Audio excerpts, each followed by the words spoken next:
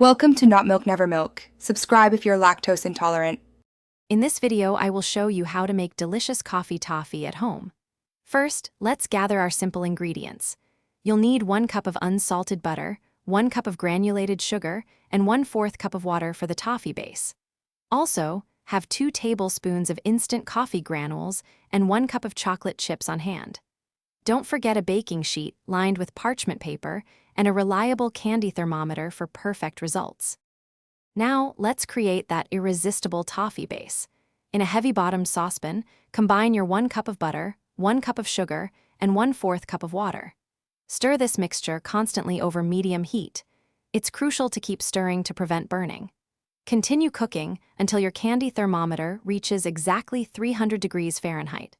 This precise temperature is key for achieving that wonderfully crisp and buttery toffee texture we all love. Once your toffee reaches 300 degrees Fahrenheit, remove it from the heat right away.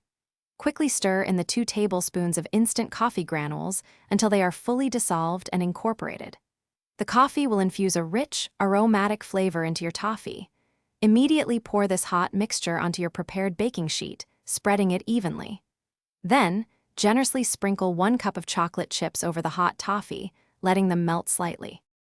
As the chocolate chips begin to melt from the residual heat, use an offset spatula to spread the melted chocolate evenly across the entire surface of the toffee. This creates a smooth, delicious chocolate layer. Now, let the toffee cool completely. You can leave it at room temperature for about 1 hour, or for a quicker set, chill it in the refrigerator for 30 minutes.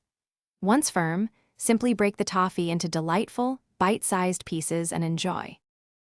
Thanks for watching. If this was helpful, leave a like and consider subscribing. See you next time.